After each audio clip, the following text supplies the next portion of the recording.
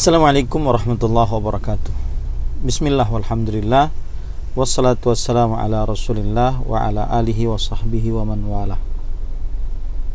Ahibati hafizakumullah, kaum muslimin yang saya cintai karena Allah, semoga Allah subhanahu wa ta'ala selalu menjaga kita. Saya sedang menunggu Maihani, sayangku, cintaku, manisku, rinduku, yang ke pasar dan untuk berbagi, maka kita melakukan live Instagram.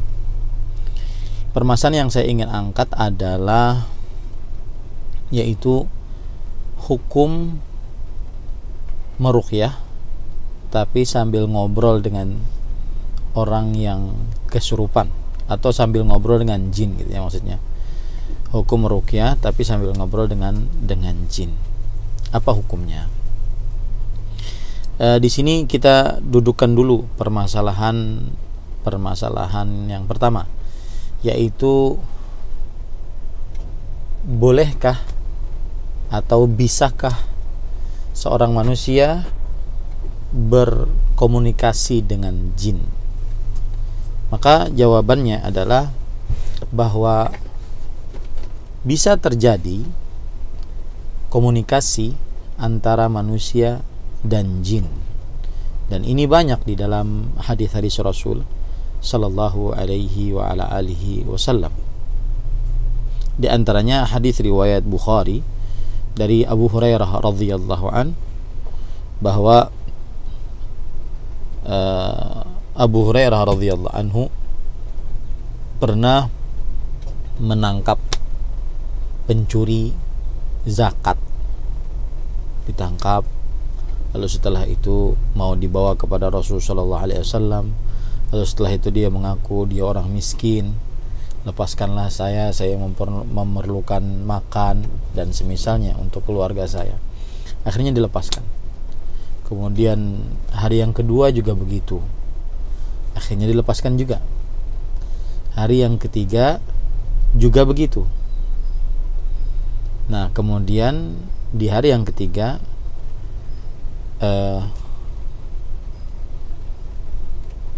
ketika mau dilepaskan, pencuri ini memberikan amalan, yaitu ayat kursi sebelum tidur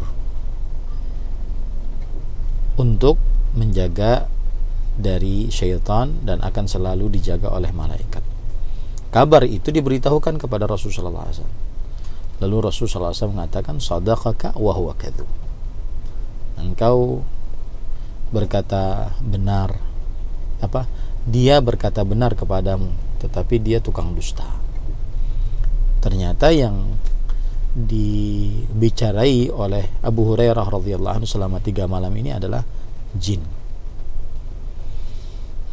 Kemudian juga hadis yang lain, yaitu hadis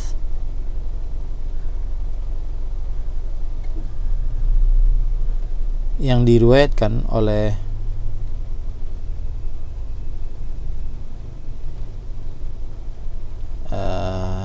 Imam Ahmad dalam kitabnya Al-Musnad, kemudian juga oleh Imam Hakim dalam kitabnya Al-Mustadrak, bahwa Nabi Muhammad sallallahu alaihi wasallam pernah bersabda, ukhruj aduwallah ana rasulullah. Artinya, keluarlah engkau wahai musuh Allah dari orang ini. Jadi jinnya masuk ke dalam diri seseorang. Kemudian Rasulullah SAW berbicara dengan jin tersebut, keluar engkau wahai musuh Allah, aku adalah Rasulullah sallallahu alaihi wasallam. Nah, ini menunjukkan bahwasanya mungkin seorang manusia berbicara dengan jin. Mungkin itu. Ya, seorang manusia berbicara dengan jin. Dan juga boleh, di samping mungkin berbicara dengan jin, dan juga boleh manusia berbicara dengan jin. Ya. Taib. Sekarang kalau sudah dikatakan boleh, sekarang timbul pertanyaan, apa hukum mempercayai jin saat kita ngobrol dengan dia? apa hukum mempercayai jin saat kita ngobrol dengan dia. Sebelum membicarakan itu, maka saya ingin mengingatkan, ketika kita katakan boleh ngobrol dengan jin, tapi sebatas keperluan dua. Satu, untuk mendakwahinya. Dua, menakut-nakutinya tentang perbuatan dia. Nah, itu 2 poin tuh. Yang pertama mendakwahinya, kemudian menakut-nakuti dia tentang Allah Subhanahu wa taala, agar dia keluar dan tidak mengganggu manusia lagi. Jadi sekali lagi saya ulangi, boleh berbicara dengan jin, tapi dengan syarat 2, hanya untuk mendakwahinya dan hanya untuk membicarakan. Sudah sayang? Belum? Abah lagi live. Abah lagi live. Baik. Habis itu boleh berbicara, ngobrol, cuma untuk mendakwahi dan menakut-nakuti jin tentang kekuasaan dan juga siksa Allah Subhanahu wa taala, karena dia telah mengganggu. Nah, itu poinnya. Sekarang poin selanjutnya, hukum mempercayai jin. Kalau sudah kita bisa ngobrol dengan dia, apa hukumnya mempercayai jin? Maka yang pertama yaitu apa yang dikabarkan oleh jin berupa hal gaib yang tidak ada yang mengetahuinya kecuali Allah Subhanahu wa taala, maka ini haram untuk dipercayai. Kalau seandainya ada seseorang ngobrol dengan jin melalui tubuh manusia, lalu mengetahui akan membicarakan tentang hal gaib, maka ini haram hukumnya. Kenapa? Karena tidak ada yang mengetahui akan hal gaib kecuali Allah Subhanahu wa taala.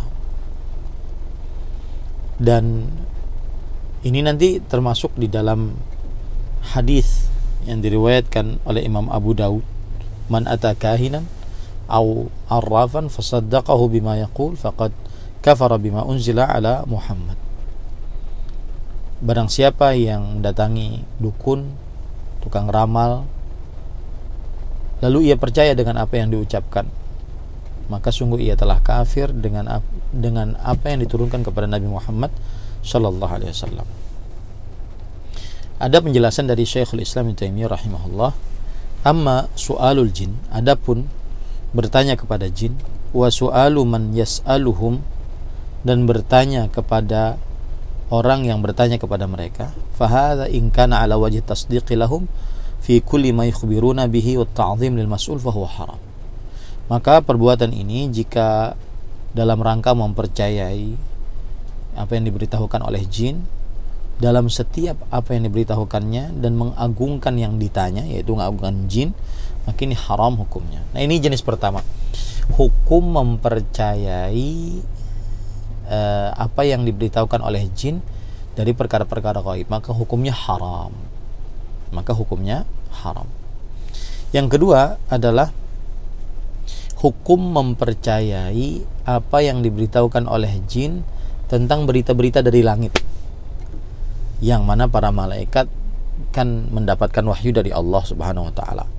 Kemudian setelah itu wahyu itu dibawa oleh malaikat ya sampai ke Nabi Muhammad sallallahu alaihi wasallam nantinya. Nah, para jin ini bertumpuk-tumpuk seperti ini, bertumpuk-tumpuk sampai ke langit, kemudian mereka nanti memberitahukan kepada manusia. Nah, hukum mempercayai ini juga haram. Hukum mempercayai berita yang dari jin yang seperti ini juga haram. Di dalam surat Asy-Syu'ara disebutkan, hal unabbi'ukum ala man tanazzalu syayatin tanazzalu ala kulli affakin hathim yulquna sam'a wa aktsaruhum kadzibun. Maukah aku beritahukan kepada kalian orang yang dituruni oleh para syaitan? tanazzalu ala kulli afakin athim, dia akan turun kepada setiap orang yang tukang dusta, memberikan apa yang didengar dari berita langit, dan kebanyakan mereka adalah dusta. Ini yang kedua. Yang ketiga adalah memberitahukan tentang hal-hal yang berkaitan dengan sihir. Memberitahukan tentang hal-hal yang berkaitan dengan sihir. Seperti misalkan ada jin muslim nih, tukang ruqyah ngobrol dengan jin muslim, kemudian dia bertanya, ini siapa yang disihir, tukang sihirnya di mana, kemudian praktek sihirnya di mana. Maka jawabannya adalah, dalam hal seperti ini kita tidak membenarkan, tidak juga mendustakan, kecuali ada dalil, ada buktinya. Ya, dalam hal seperti ini kita tidak membenarkan, tidak juga mendustakan, karena kebanyakan jin itu adalah makhluk yang fasik, pengikut syaitan dan iblis. Makanya tidak bisa kita membenarkan atau mendustakan. Sebagaimana ahlul kitab, ya, Allah Subhanahu wa taala berfirman, la tusaddiqu ahlal kitab wa la tukadzibu. Jangan kalian dustakan ahlul kitab, dan juga jangan kalian percayai ahlul kitab. Dan kebanyakan, ya, memang mereka tukang dusta, para jin ini. Disebutkan kan oleh Rasul sallallahu alaihi wasallam, sadaqaka wa huwa kadzub. Artinya dia berkata benar tentang apa yang di dalam pengajaran kepada Abu Hurairah radhiyallahu anhu, benar, tapi wa huwa kadzub, dan dia dusta, begitu ya. Nah, itu beberapa poin tentang ngobrol dengan jin, tukang ruqyah ngobrol dengan jin, gitu ya. Sekarang silahkan jika ada yang ingin bertanya. Saya baca dari Putih Puraris, ya, kalau nggak salah, mohon maaf saya. Emangnya kalau misalnya kita kena santet terus diruqyah kita bakal muntah kah? Iya, karena itu salah satu tanda bahwa santetnya itu keluar, kemudian jinnya keluar. Wallahu a'lam. Kemudian pertanyaan selanjutnya, jika orang paham dengan ilmu agama tapi masih mencari jin atau setan seperti paranormal, itu gimana hukumnya? Mencari jin atau setan buat apa dulu? Ya, mencari jin atau setan buat apa dulu? Ustadz begendut loh. Iya, saya gendut. Antum komen aja, jadi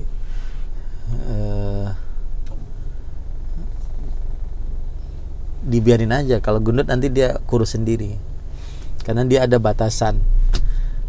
Kalau saya timbang batas ini, oh berarti harus menurunkan badan dan semisalnya. Terima kasih perhatiannya. Apa tadi? Sampai lupa saya, subhanallah. Ini santai-santai aja ya. Jika orang paham dengan, oh iya, maksudnya gini, untuk apa dia mencari jin dan syaitan? Kalau seandainya, tentunya orang yang paham ilmu agama, dia tidak akan bermuamalah dengan jin dan syaitan kecuali dua poin tadi. Yang pertama adalah dia untuk mendakwahinya, yang kedua untuk menakut-nakutinya akan kuasa Allah Subhanahu wa taala. Apa kabar? Baik, alhamdulillah. Jadi Islahi atau siapa itu? Dari Dendi Kurniawan, kita percaya dengan orang yang bisa melihat jin. Apakah benar? Kalau melihat, asal hukumnya tidak. Manusia asal hukumnya tidak. Innahu yarakum huwa wa qabiluhu min haitsu la tarawnahum. Sesungguhnya jin dan kaumnya bisa melihat kalian dari arah yang kalian tidak bisa lihat. Jadi asal hukumnya manusia tidak bisa melihat jin. Nah, kemudian kalau ada manusia yang bisa melihat jin, mungkin nggak? Mungkin. Kalau itu mungkin. Tapi apakah itu sebuah keistimewaan? Tidak juga. Ya, tidak juga sebuah keistimewaan bisa melihat jin, karena asal hukum manusia tidak bisa melihat jin. Sam Abu Rafi, jazakallah khair wa barakallahu fikum Ustaz Ahmad. Saya titip Ananda Rafi Ustaz. Ya, alhamdulillah dia baik dan saya sudah beritahukan, mudah-mudahan lebih baik lagi tentang pembelajarannya. Doakan yang banyak Abu Rafi ya. Bagaimana ruqyah metode jin chatting dan siapa Syekh bin Halimah? Saya nggak tahu metode jin chatting itu apa maksudnya. Syekh bin Halimah juga saya tidak tahu.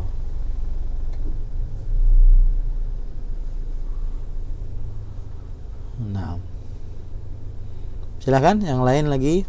Kita santai aja, saya lagi nunggu.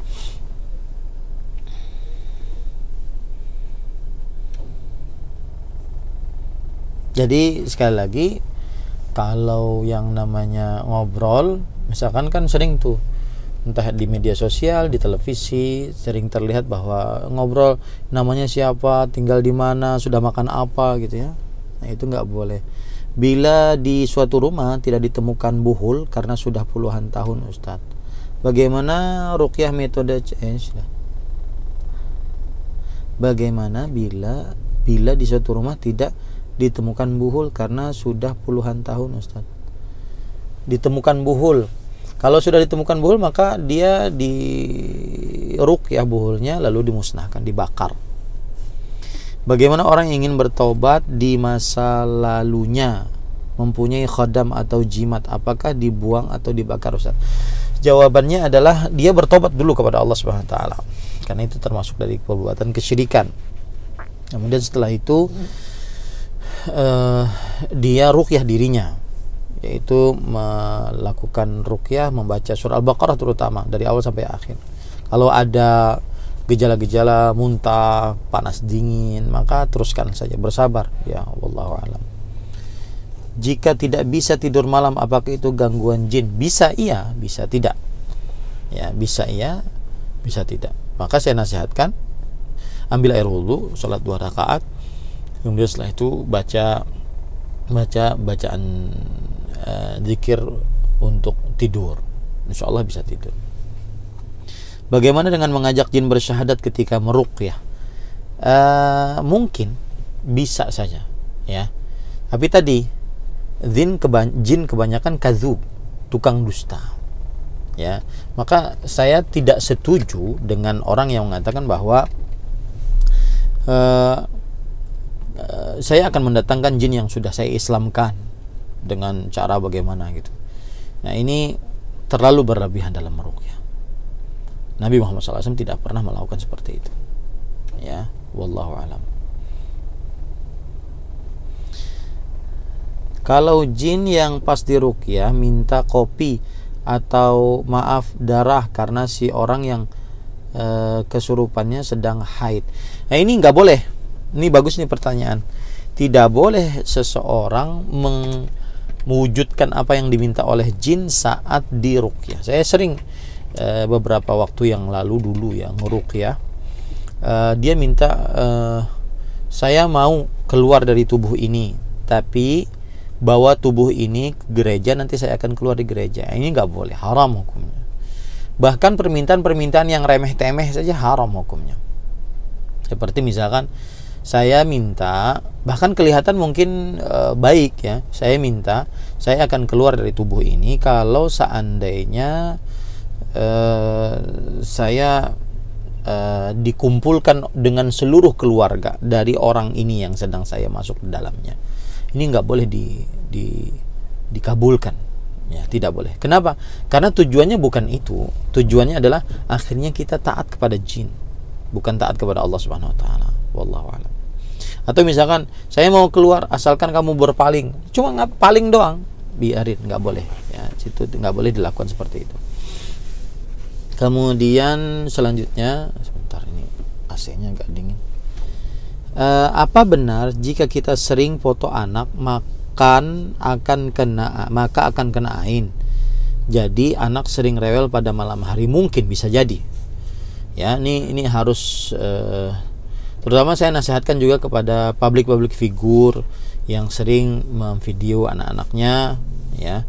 Maka sering-sering baca-bacai ya, dibaca-bacai, yaitu bacaan yang sesuai dengan hadis Rasulullah. Ada hadis Rasulullah seperti Rasulullah SAW pernah meruqyah Al-Hasan Al-Husain radhiyallahu anhuma, inni u'idzukuma bi kalimatillahi tammati min kulli syaitanin wa hamah wa min kulli ainin lama. Wallahu a'lam. Semoga Ustaz sehat selalu dalam lindungan Allah. Terima kasih, jazakallah khair, dan semoga yang mendoakan juga.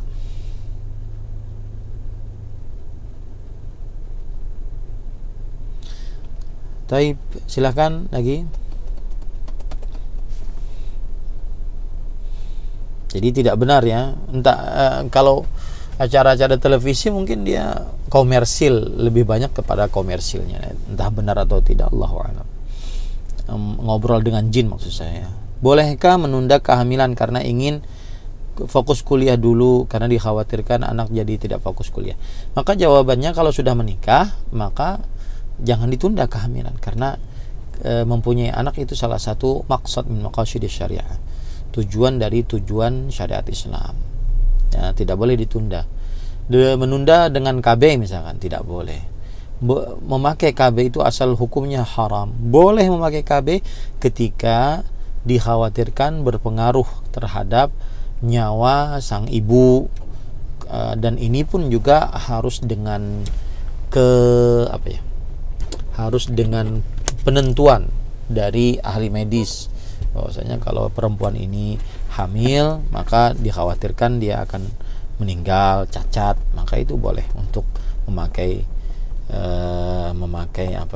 KB. Tetapi kalau seandainya hanya sekedar ingin menjaga jarak ya, maka ini tidak boleh ya. Wallahu a'lam. Saat ahsannya ruqyah sendiri atau dengan orang lain? Ahsan sendiri, karena lebih bertawakal kepada Allah. Karena bagaimanapun kalau kita datang ke orang, itu ada semacam ketergantungan dengan orang, walaupun secuil. Tapi boleh dia minta diruqyah, boleh. Cuma nanti kehilangan keutamaan. Keutamaannya itu tidak mendapatkan kesempatan untuk masuk surga tanpa hisab, tanpa azab. Allahu a'lam. Mau tanya, apa benar pesantren SMA Plus Liwa Al Furqan binaan Ustadz? Ya, dulu 2 tahun yang lalu. Pas hari pekan ini tahun ini saya sudah tidak lagi karena keterbatasan saya ya, tidak lagi. Nah,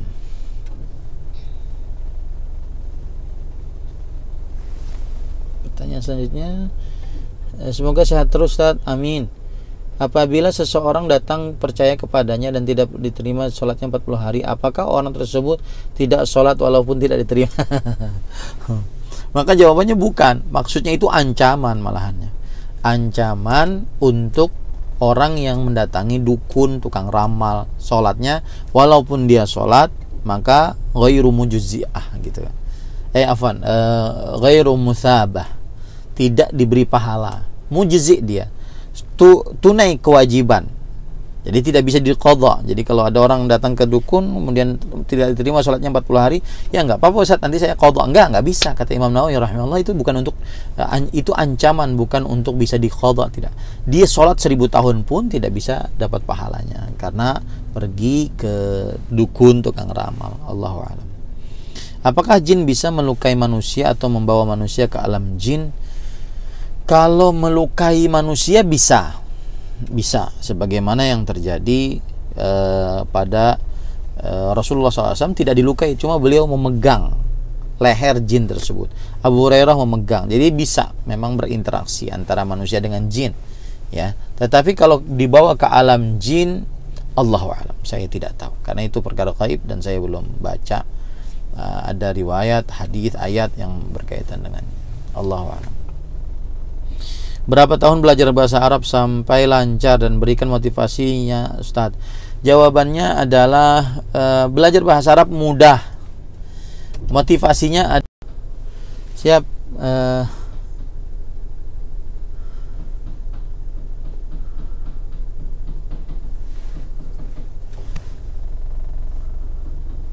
Wacana mulai lagi kajian tatap muka, ulun rindu kajian di MIS. Belum dulu, MIS-nya aja belum buka karena masih pandemi COVID-19.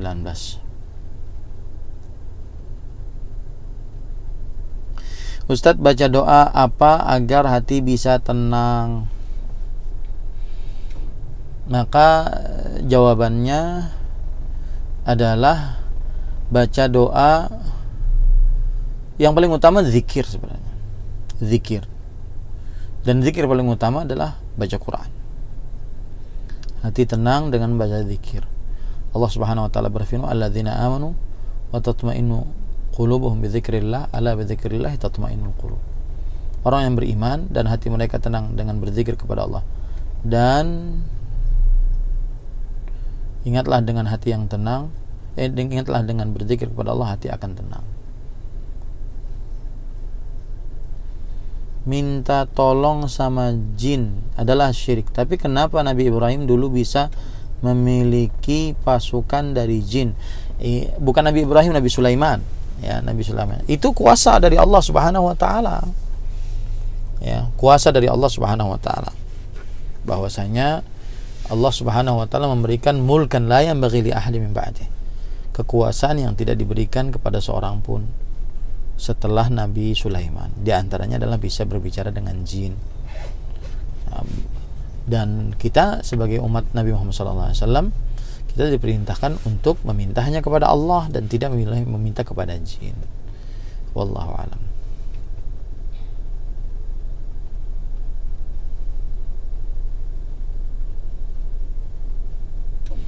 Saya bekerja di travel jasa, suka mengantar ziarah kubur ke makam Habib, bolehkah Ustaz? Yang pertama, berziarah kubur disyariatkan dalam agama Islam.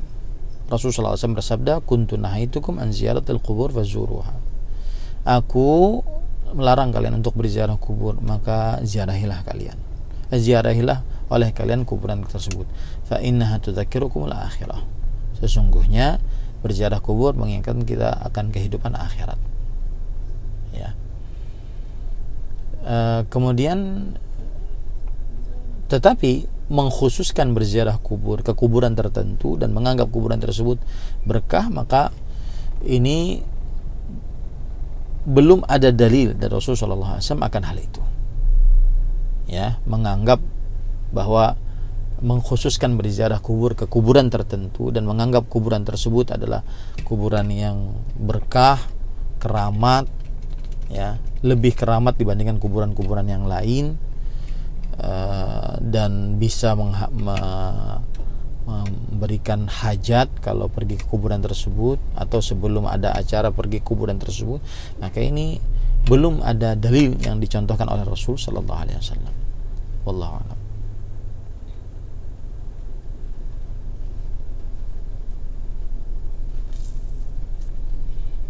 Nah, jadi kalau seandainya Anda ingin mengantar, niatkan untuk berziarah kubur, bukan untuk mengkhususkan ziarah kuburan tertentu. Niatkan untuk berziarah kubur. Request buat video tentang bagaimana seharusnya suami mendidik istri, seperti mengingatkan istri sholat, sunnah, baca Quran. Insya Allah mudah-mudahan dimudahkan oleh Allah Subhanahu wa taala. Akan tetapi kalau seandainya tentang video tentang nasihat, maka yang paling utama adalah yang ditunjuki oleh Rasul sallallahu alaihi wasallam. Bagaimana beliau dengan santun lembut mendidik istrinya, ya, tidak dengan kekerasan, tidak dengan kezaliman. Wallahu a'lam. Ustadz, doa biar diberi rezeki dan kesehatan. Ada zikir pagi yang dibaca, Allahumma inni as'aluka ilman nafi'an wa rizqan tayyiban wa amalan mutaqabbala. Kemudian juga Allahumma inni as'aluka al-afiyah fid dunya wal akhirah. Allahumma inni as'aluka al-afwa wal afiyah fi dini wa dunyaya wa ahli wa mali. Allahumma astur awrati wa amin rawati wa ahfazni min bayni yadayya wa min khalfi wa an yamini wa an shimali wa min fawqi wa a'udzu bika bi'azamatika an ughtala min tahti.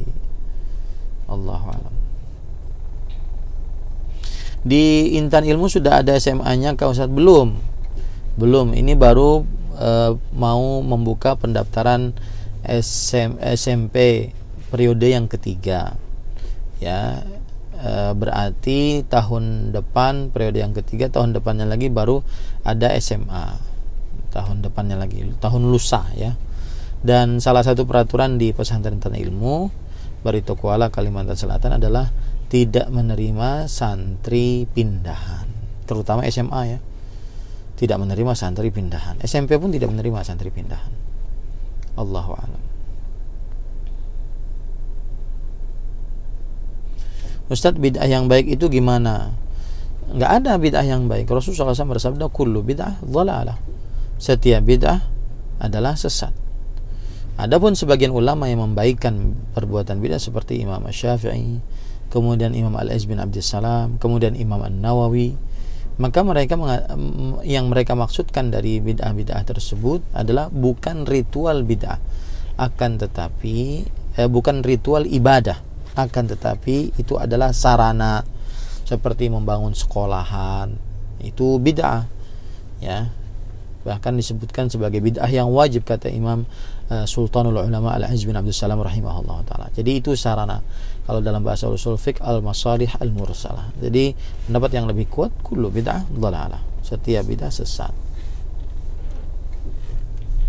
Bagaimana cara atau zikir terbaik buat orang tua yang sudah meninggal? Perbanyak mintakan ampunan untuk orang tua. Perbanyak doa, Rabbana ighfirli wali walidayya warhamhuma kama rabbayani shaghira. Rabbana ighfirli wali walidayya walil mu'minina yauma yaqumul hisab. Bagaimana dalam surat Ibrahim. Kemudian juga dalam surat Nuh, Rabbi ighfirli wali walidayya waliman dakhala baitiya mu'minan walil mu'minina wal mu'minat. Begitu. Perbanyak mintakan ampun, itu paling bermanfaat untuk orang tua yang sudah meninggal.